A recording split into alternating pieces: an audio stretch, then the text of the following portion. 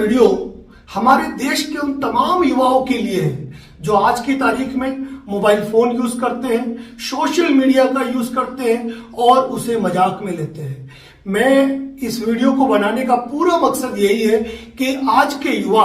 जो जाने अनजाने में ऐसे कृत्य कारित कर देते हैं जो आगे चलकर अपराध की श्रेणी में आते हैं और उनका फ्यूचर बर्बाद होता है। तो एक छोटी सी नजीर आपके सामने पेश करके ये बताऊंगा कि कब कौन सी छोटी सी गलती आपको भारी पड़ सकती है। तो प्रत्येक वह युवा जो कि सोशल मीडिया का इस्तेमाल करता है, मेरे इस वीडियो को अंत तक देखें।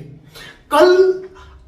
पुलिस थाना सुखेर उदयपुर के अंदर एक एफआईआर दर्ज हुई और वो जो एफआईआर है वह दर्ज कराई श्रीनाथ एक्सप्लोरेशन प्राइवेट लिमिटेड के director Shri Arvind Chauhan son of Nathulal ji Chauhan द्वारा। श्री अरविंद चौहान सन ऑफ नाथूलाल जी चौहान ने आरोप लगाया, अकॉर्डिंग टू एफआईआर में आपको जानकारी दे रहा हूं, कि श्री हेमेंद्र दाहिमा उर्फ विक्की दाहिमा पुत्र स्वर्गीय श्री छगनलाल जी दाहिमा और अजय डोडेजा पुत्र मदन कुमार जी डोडेजा जो कि उदयपुर के निवासी है, ये दोनों लोग अरविंद चौहान की कंपनी में काम करते थे और यहां पर ये purchase commercial and finance manager and technical director manager की पोस्ट पर काम करते थे। सबसे बड़ी बात यह थी कि जो कंपनी के डायरेक्टर थे अरविंद चौहान, उनकी जो आरोपी संख्या 1 है उनसे बचपन से मित्रता थी और उस बचपन से मित्रता के चलते उनका विश्वास अगाध और प्रगाढ़ था और उसी विश्वास के चलते उन्होंने कंपनी की जिम्मेदारी उनको सौंपी और उसी आरोपी संख्या 1 के मित्र थे दूसरे अजय डोडेजा। अब अरविंद चौहान जो कि कंपनी के डायरेक्टर हैं, उनकी माता की मृत्यु हो जाती है और उनकी माता की मृत्यु हो जाने पर वह अपने काम पर ध्यान नहीं दे पाते हैं। ऐसी अवस्था में अकॉर्डिंग टू एफआईआर दोनों ही आरोपीगण ने फर्जी ईमेल आईडियां तैयार की। फर्जी ईमेल आईडी तैयार करके कंपनी की मेल आईडी पर इस तरीके से उन्होंने मेल किए कि जैसे कोई और कंपनी मेल कर रही हो, वर्क ऑर्डर दे रही हो और उससे कंपनी को लाखों रुपए का फायदा होगा। अब उस मेल को दिखाते हुए इन आरोपियों द्वारा जो कंपनी के डायरेक्टर है उससे उन कंपनी के लिए मशीनें खरीदने की बात करते हुए उन्होंने दूसरे लोगों के बैंक अकाउंट में पैसा ट्रांसफर कराया और दूसरे लोगों के बैंक अकाउंट में पैसा ट्रांसफर करवा के सबसे बड़ी बात यह थी कि उन्होंने पहले से खरीदी हुई मशीन का बिल देख के एक फर्जी कोटेशन तैयार किया 8,25,000 रुपए का और वो 8,25,000 का फर्जी कोटेशन फाइल में शामिल किया। इसी तरह जितनी भी ईमेल आईडी से फर्जी मेल आई उनके भी स्क्रीनशॉट रिकॉर्ड लिए गए जो कि फाइलों में लगे हुए थे। इसके अलावा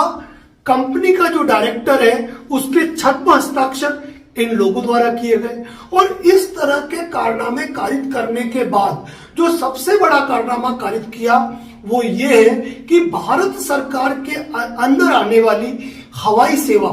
तक का फर्जी टिकट बनाया गया और फर्जी टिकट बनाकर उसका भी खर्च बताया गया। यानी कि जिस हवाई जहाज में आपने सफर ही नहीं किया, आपने उस हवाई जहाज का फर्जी टिकट बनाया और उस फर्जी टिकट को बनाकर आपने शामिल पत्रावली किया और उसका फायदा उठाया।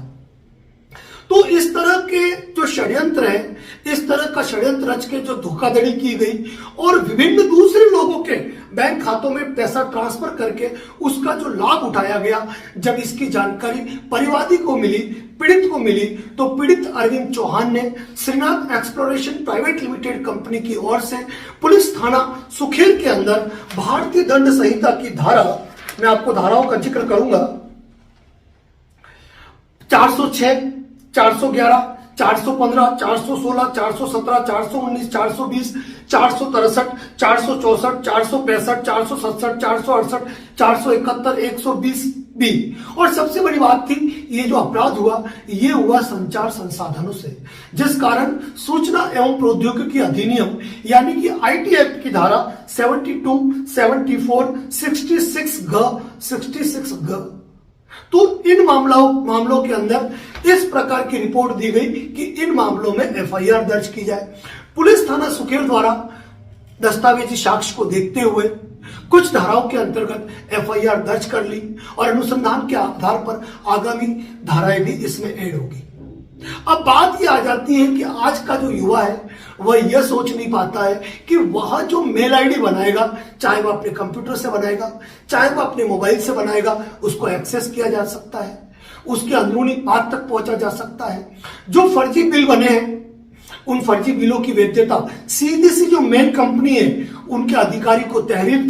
जारी करके की जा सकती है। और सबसे बड़ी बात, शिकार वो लोग हुए जिनके बैंक अकाउंट में पैसा गया, जिनके क्रमशः नाम मैं बताऊंगा आपको, अनिल यादव, प्रकाश ब्रदर्स, कृष्णा पांडे, जॉफी और रतन कुमार, ये कुछ नाम आ रहे हैं जिनके बैंक अकाउंट में या व्यक्तिशः नगद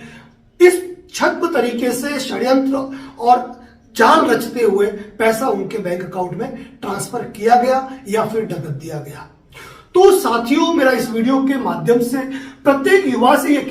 कहना है कि आप जब कभी इस प्रकार का कोई काम करते हो, कोई फर्जी ईमेल आईडी बनाते हो, कोई फर्जी वेबसाइट बनाते हो, या फिर सोशल मीडिया पे कोई फेक अकाउंट बनाते हो, कोई फेक ईमेल आईडी क्रिएट करते हो, कोई डॉक्यूमेंट आप नॉर्मल मजाक में बनाकर अपने लैपटॉप से उसके प्रिंट आउट ले लेते हो, तब आप ये नहीं सोचते हो कि यह भारतीय दंड संहिता की धारा 464 से लेकर 471 तक विभिन्न मामलों के अंदर दंडनीय अपराध है। और सबसे बड़ी बात यह कि जब आप भारत सरकार द्वारा संचालित यदि आप हवाई जहाज तक के टिकट यदि आप फर्जी बनाते हो तो इस मामले में कितनी गहरी जांच हो सकती है और कहां तक जांच हो सकती है। सबसे बड़ी बात यह कि आपने जिस कंपनी का